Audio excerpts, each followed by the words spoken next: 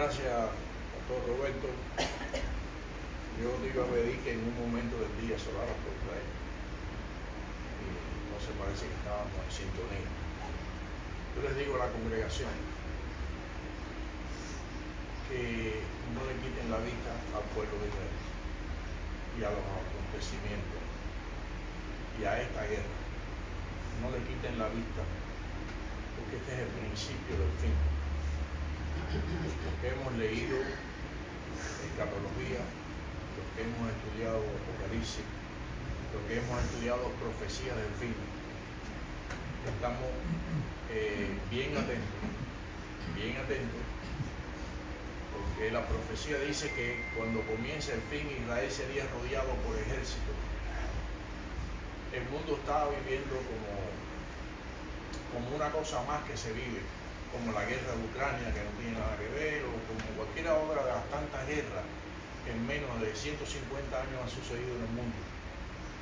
Para las profecías, cuando los discípulos le preguntaron a Jesús, esto no es la clase, cuando los discípulos le preguntaron a Jesús cuándo sería esto, y él les dijo, tengan cuidado, nadie los engañe, porque habrán guerras, rumores de guerra, y eso ha existido toda la vida, han existido guerras, han habido varios imperios que han hecho guerras mundiales, pero son imperios como el de Genghis Khan, como el de Napoleón o como el de los nazis en Alemania, pero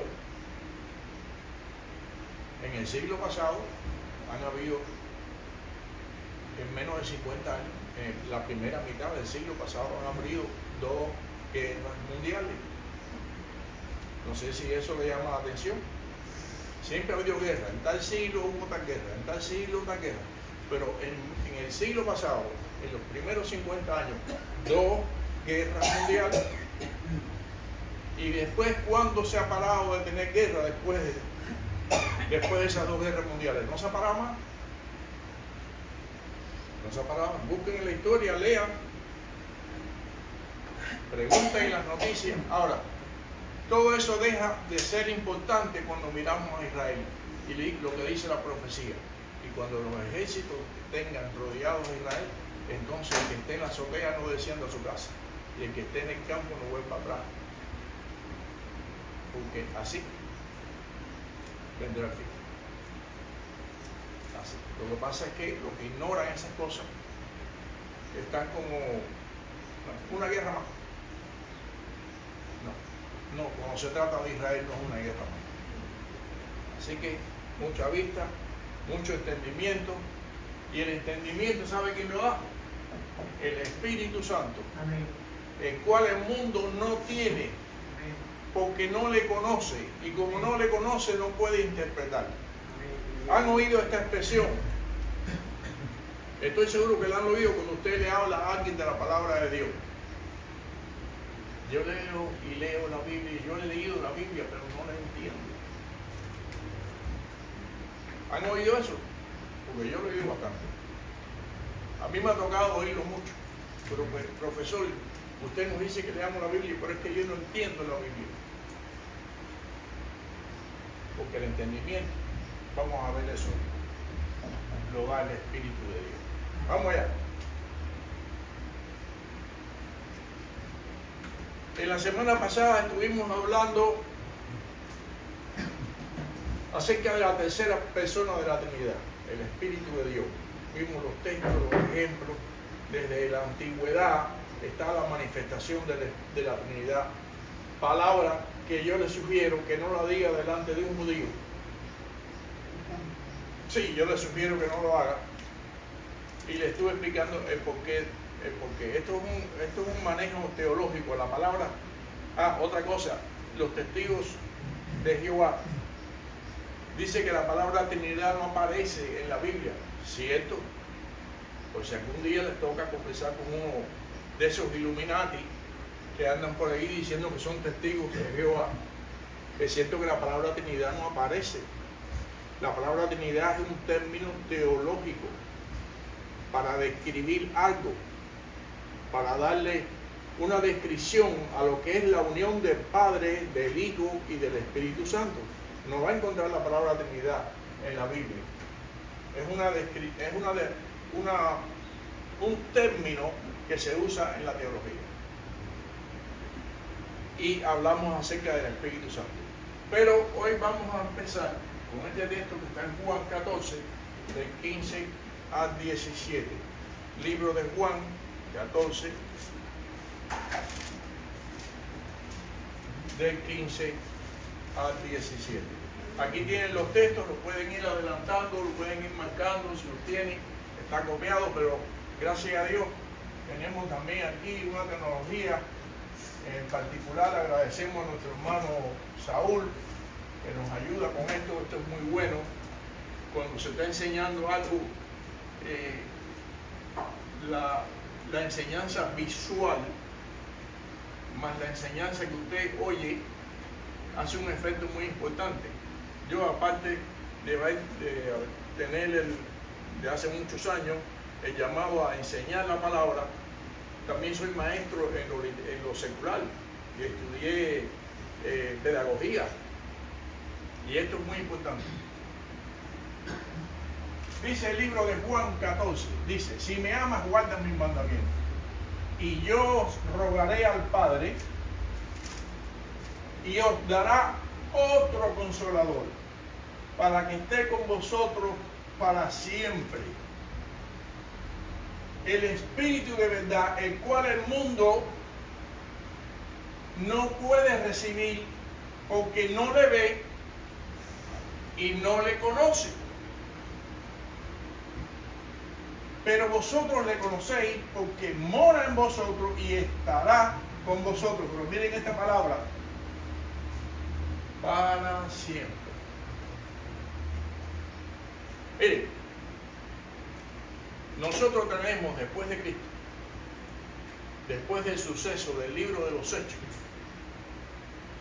el inicio de la iglesia primitiva, tenemos el gran privilegio hasta los días de hoy de con solamente desearlo. Es como la salvación. La salvación comienza con un acto de deseo. Y el acto de deseo y de reconocimiento, es decir, yo acepto a Cristo como mi Salvador personal. Yo acepto que Él dio su vida por nuestros pecados, y yo lo quiero recibir en mi vida. Mire qué sencillo. Le había explicado que en la antigüedad, cuando se cometía pecado, había que ir una vez al año al templo, y le expliqué que los sacerdotes tenían que sacrificar un buey, los jefes tenían que sacrificar un carnero, y el pueblo palomita, porque no es que el pecado tenga diferentes grados, es que la responsabilidad de estar al frente de una congregación, o al frente de un grupo, o un simple miembro, son diferentes. Yo se lo expliqué. No es el mismo escándalo, y hay de aquel por quien vengan los tropiezos, dice la Escritura. No es el mismo escándalo el pecado de un pastor, que el pecado de un líder, que el pecado de una persona cualquiera de la comunidad. Cuando esa persona peca, jamás se entera a su familia. Cuando peca un líder, salen en las noticias. Hay de aquel por quien venga los tropiezos.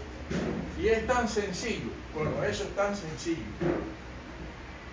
Aceptar a Cristo como un Salvador es un problema, una decisión personal. También lo es creer lo que dijo Jesús. Cuando Él prometió que rogaría al Padre para que nos diera el Consolador para siempre. Y también, de la misma manera que aceptamos a Cristo en nuestras vidas, nosotros necesitamos tener el Espíritu. Pero ¿cuál es el privilegio? Que en la antigüedad no era así. En la antigüedad no era así. El Espíritu de Dios venía sobre personas a las cuales Dios le tenía una misión especial. Por muy buen hebreo que usted fuera, por muy cuidador de la ley que usted fuera, por muy cumplidor de la palabra de la Torá, usted no tenía el Espíritu si Dios no tenía una misión con usted. Interesante, ¿verdad? Elías tenía el Espíritu de Dios. Eliseo tenía el Espíritu de Dios. Abraham, Moisés. Y aún Juan el Bautista, que nació un poquito antes que Jesús, aún Juan el Bautista, cuando todavía no se había derramado el Espíritu sobre toda carne, como lo dice el libro de Joel, lo pueden ir buscando si quieren. Lo puse de último, pero es importante porque estaba profetizado que el Espíritu vendría sobre toda carne. Porque no era así en la antigüedad. Dice Joel, el libro de Joel, en el capítulo 2, una profecía para el futuro. Después de esto derramaré mi espíritu sobre toda carne. Dice, ahí dice, sobre algunas carnes. ¿Cómo dice? Que lo desee. Agrego, que lo desee. Sobre toda carne, y profetizarán vuestros hijos. Miren las cosas que hacen. Y vuestras hijas, y vuestros ancianos soñarán sueños, y vuestros jóvenes tendrán visiones. ¿No han oído eso? Tuvo una visión.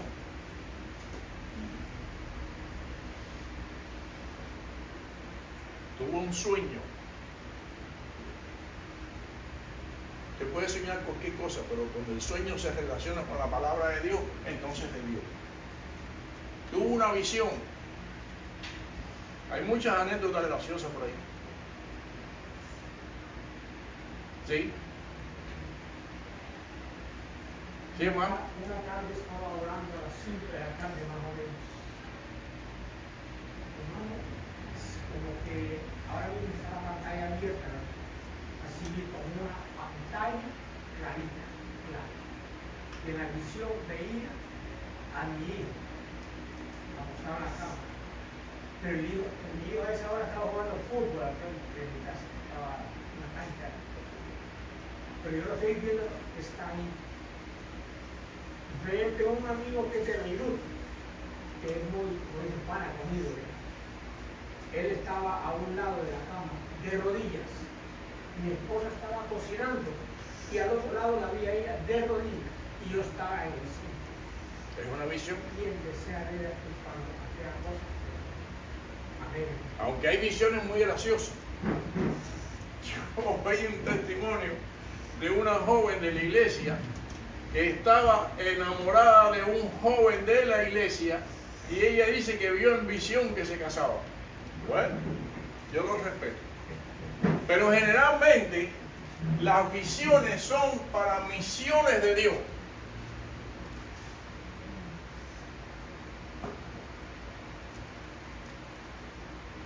Tengan cuidado los jóvenes con las visiones y con los sueños. Dos jóvenes en una iglesia se vieron y inmediatamente quisieron ir a donde está el pastor. No, quiero que nos casen. Y el pastor le dijo, pero ¿desde qué tiempo ustedes son novios? Dice, no, nos conocimos hace un mes y ya ustedes lo pensaron bien. Sí, en un mes lo pensaron bien. Y el pastor los casó. Tengan cuidado con las visiones. Pero no había pasado 6 meses y ya empezaron, como no se conocían, al menos casamos. Eso no es así. Tú tienes que conocer a la persona. Porque el matrimonio no es lo que se utiliza hoy en día. El matrimonio es un deporte hoy en día. Y ya ni siquiera hay matrimonio. Ya es mejor, aquí en este país, es mejor no casarse para los jóvenes. Pero eso no es el matrimonio. Eso no lo instituyó Dios. Y a los 6 meses empezaron los problemas. Entonces vino la muchacha y el muchacho nos mandaba el pastor. Le dijo, pastor, quiero que nos divorcien. Yo que ustedes nomás llevan 6 meses de casado y yo le habéis dicho que habían visto en visiones. No, pero ya no nos llevamos, empezamos a conocernos después de casados. Y nos dimos cuenta que no servimos como pareja. Entonces el pastor le dijo, pues están mal. Yo les recomiendo que se pongan a orar. Ore y pídele a Dios que le dé sabiduría para que puedan llevarse, porque el matrimonio, a menos que haya fornicación por una de las dos partes indisolubles delante de Dios, no se puede disolver.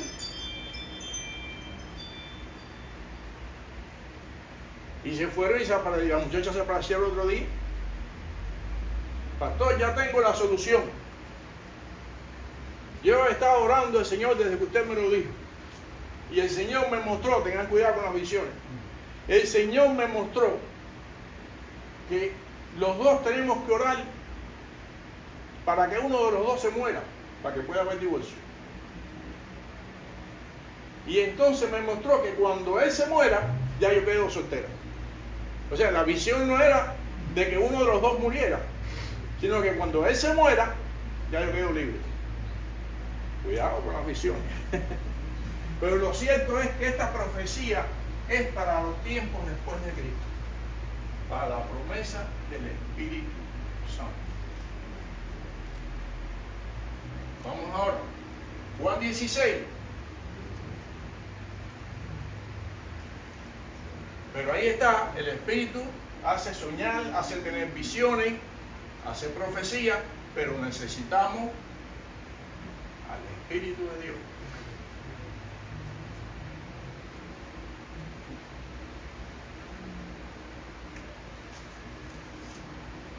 Dice Juan 16, pero ahora voy al que me envió.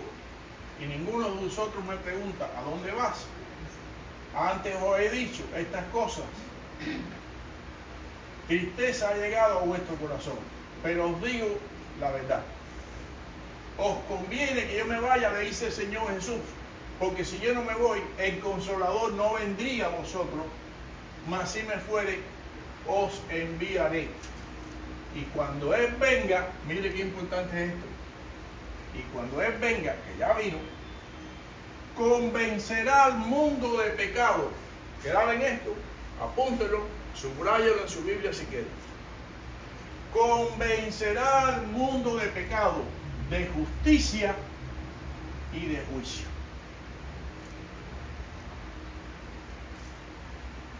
¿Usted quiere que su familia se convierta a Dios?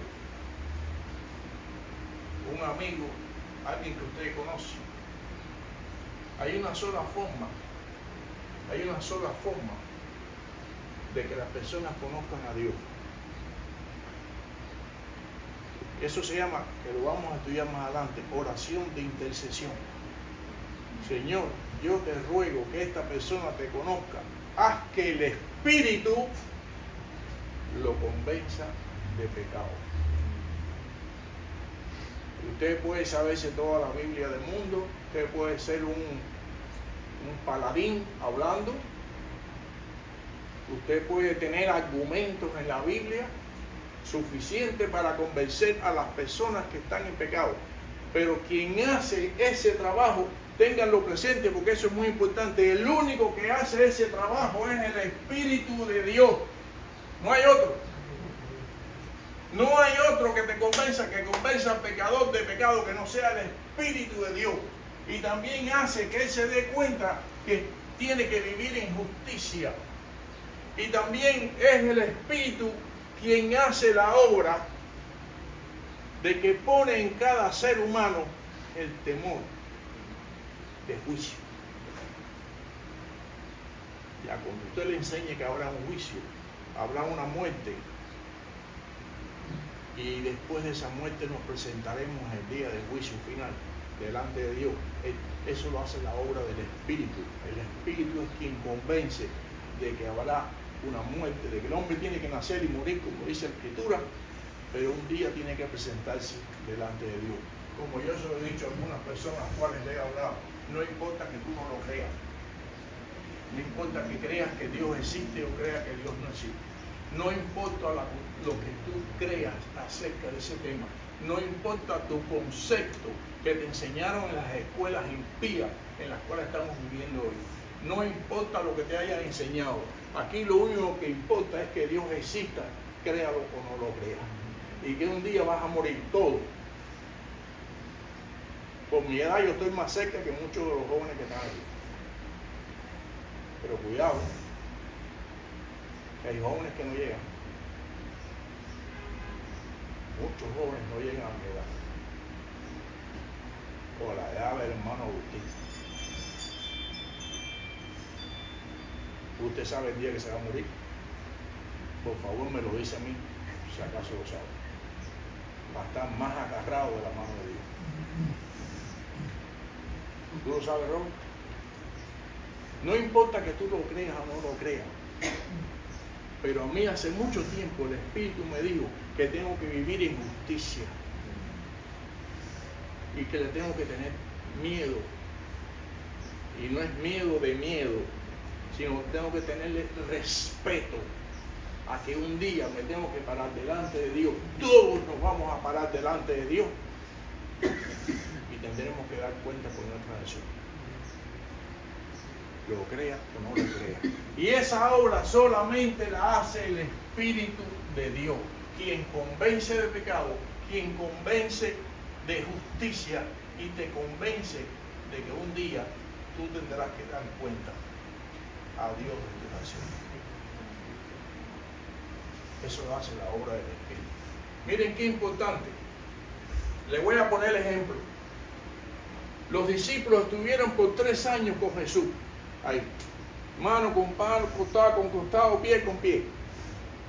A todas partes que iba Jesús, iba el grupo de los discípulos y muchas de las mujeres que le servían. Entre ellas su mamá, la Magdalena y otra.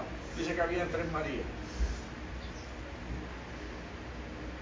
Y ellos siempre estaban, el primer mensaje de Jesús al pueblo, ellos estaban ahí.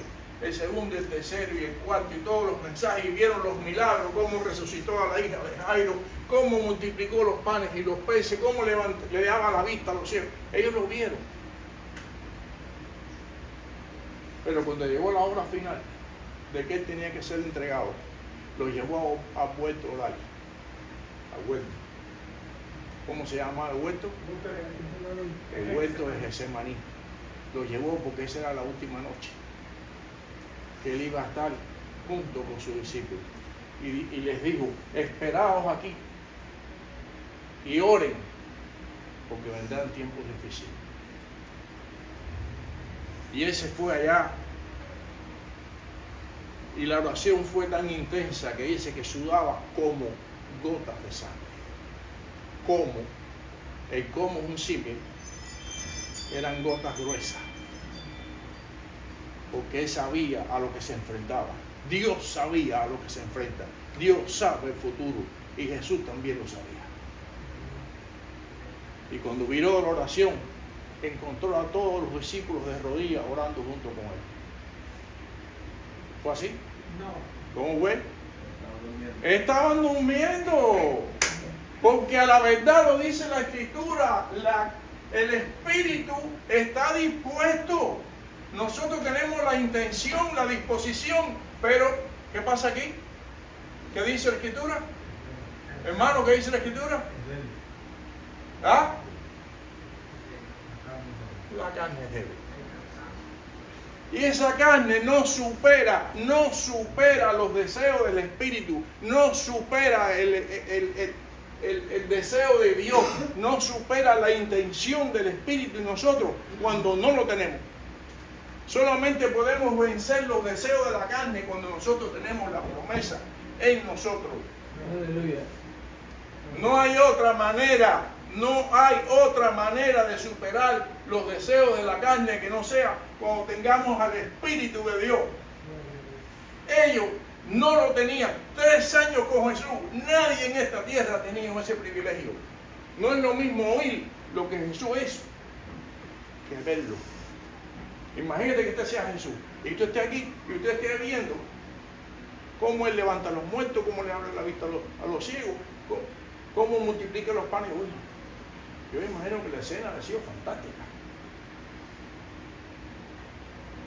Yo diría, como dijeron algunas mujeres por allá que no quieren mencionarle, mira cómo me hizo. Por favor. Bueno, me imagino que haya sido fantástico. ¿Vieron eso? ¿Vieron a Jesús caminar por el agua? Sabían que era Dios cuando dijeron, ¿ustedes qué dicen quién soy yo? Y Pedro, sí, el primero. tú eres el Hijo del Dios viviente. Bienaventurado Pedro, porque no te lo reveló sangre ni carne, te lo reveló el Espíritu de Dios. Lo vieron, lo vivieron. Ese es un privilegio que nadie ha tenido. Nadie ha tenido en esta tierra. Ver al Mesías hacer esas cosas. Y cuando Él les dijo, oren que esto se va a poner malo, a dormir.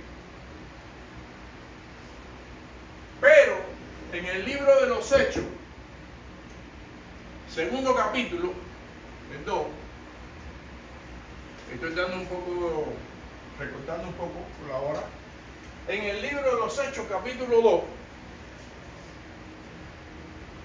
eso que Él prometió, llegó. Ahí estaban todos reunidos.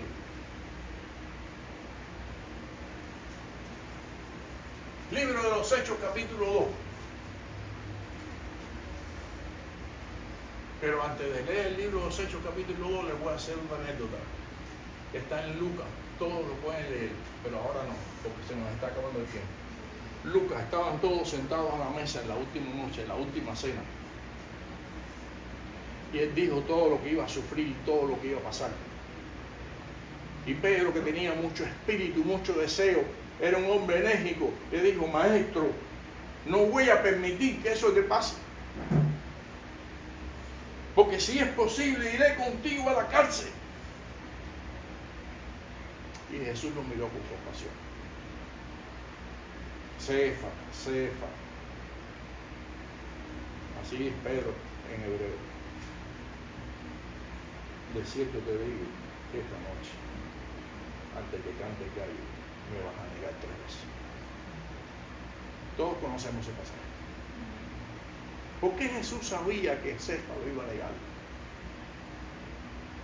Jesús sabía que Cefa lo iba a negar porque Cefa no tenía el Espíritu de Dios. Sabía quién era Dios, había vivido con Dios, pero no tenía su Espíritu. Esa promesa, ese advenimiento, eso que vamos a leer ahí, cuando descendió el Espíritu, es el que nos da a usted y a mí la fuerza para vencer la carne. Pedro no tuvo la fuerza para vencer el miedo que sintió cuando vieron que cogieron a su maestro y lo golpeaban y lo golpeaban. Y entonces vino una mujer y le dijo, tú eres Galileo, tú eres uno de ellos. Y la mujer, ¿qué tú estás hablando? Le habla, ¿no? Y vino otro y le dijo, tú eres Galileo, tú andabas con Jesús. Sí, no sé lo que tú hablas, estás loco. Pedro. Y vino un tercero. Le dijo, ciertamente porque tú hablas igual que ellos. No, ustedes están locos. Ese es Pedro que quería ir con él a la cárcel. Pero ese es Pedro sin el Espíritu de Dios. Pero en el libro de los Hechos, capítulo 2, dice que en la fiesta del Pentecostés, que en la fiesta del Pentecostés, es que precisamente por casualidad desciende el Espíritu de la promesa. ¿No por casualidad, hermano Agustín? Y ahí estaban sus discípulos reunidos. Y lo vamos a leer. Cuando llegó el día del Pentecostés, estaban todos unánimes y juntos.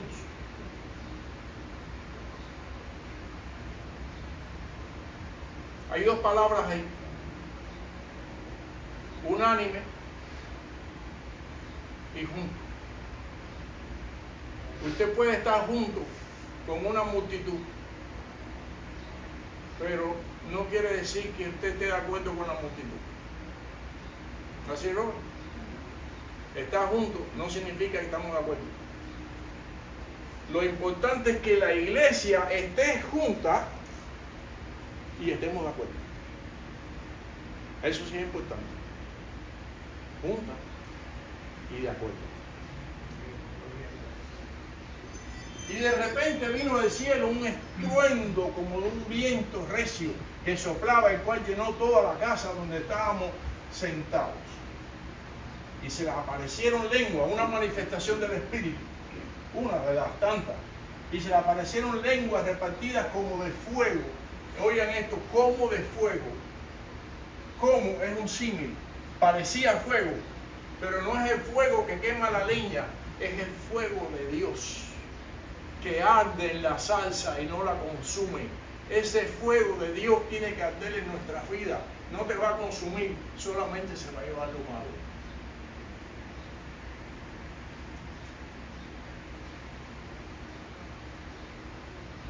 Como de fuego asentándose sobre cada uno de ellos. Y fueron algunos llenos del Espíritu Santo. ¿Qué? Dice todo. Porque estaban unánimes, esperando la promesa. Todos tenían el deseo, y eso es lo que le llama unanimidad. Como las elecciones en Cuba, que todo el mundo vota a favor del gobierno. Es un chiste. Espero que lo entiendan. Y fueron todos llenos del Espíritu Santo y comenzaron a hablar en otras lenguas, según el Espíritu le daba que hablase. Descendió el espíritu de la profecía de Joel sobre toda carne. Espíritu que necesitamos cada uno de nosotros. Cada uno de nosotros. Si usted quiere vencer la lucha de la carne contra el espíritu, usted tiene que ser lleno de ese espíritu profetizado y cumplido en el inicio de la iglesia prometida, la iglesia primitiva, perdón. En ese inicio hubo un espíritu que descendió y eso fue lo que le dio fuerza. Entonces, un poquito más adelante, y ya termino, aquel que le había negado unas horas antes, un tiempo antes, 3 veces, y los discípulos que se habían dispersado, todo el mundo dijo, a mí no me van a dar esos palos. Y aquel que le negó, lo leen un poquito más adelante, le van a dar cuenta, por el 19, por ahí verso 19, aquel que le negó fue el primero que lleno de ese espíritu se levantó. Y el primer mensaje cristiano de la época cristiana lo dio el que lo negó. Ya no le importaba que dijeran tú eres Galileo, ya no le importaba que dijeran tú eres seguidor de Cristo, ya a él no le importaba. ¿Y sabe por qué a Pedro no le importaba? Porque ya había llegado el Espíritu sobre él y sobre todos los que estaban allí. Y fueron tan llenos del Espíritu Santo que dice la Escritura en el libro de los Hechos que la sombra de Pedro levantaba al muerto y sanaba a los enfermos. La sombra de Pedro. Eso solo lo hace el Espíritu de Dios, que Dios le